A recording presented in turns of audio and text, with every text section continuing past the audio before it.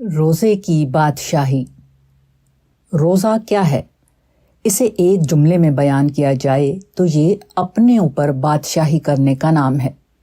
بلا شبہ اپنے اوپر بادشاہی کرنے سے زیادہ بڑی نعمت اس دنیا میں کوئی نہیں۔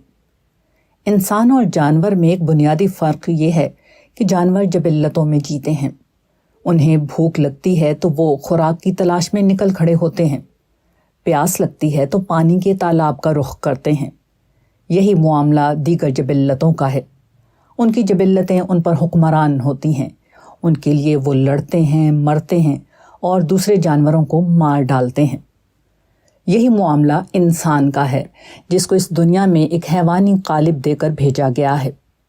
اس حیوانی قالب کی بنا پر انسان بھی اپنی جبلتوں کے ماتحت ہوتے ہیں، لیکن ساتھ ہی اللہ کی طرف سے انسانوں کو خیر و شر کا شعور اور مذہب کی رہنمائی ملی ہوتی ہے۔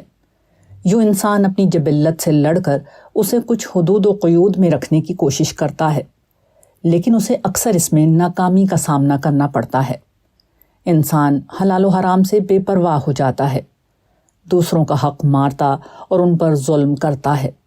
یوں انسان پر حیوان غالب آ جاتا ہے۔ روزہ اسی حیوانیت کو نکیل ڈالنے کا نام ہے۔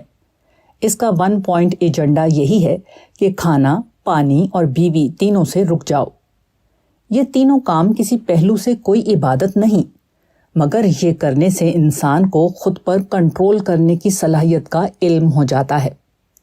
ایک دفعہ اس صلاحیت کا علم ہو جائے تو انسان پھر اس صلاحیت کو ہر جگہ استعمال کر سکتا ہے۔ اپنے کھانے کو چھوڑنے والا دوسرے کا مال کیسے کھا سکتا ہے؟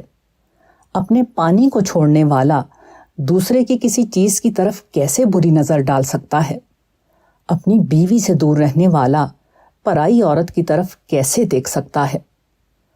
اپنے نفس پر کنٹرول کی یہ صلاحیت ہی وہ بادشاہی ہے جس کا نتیجہ جنت کی ابدی بادشاہی ہے۔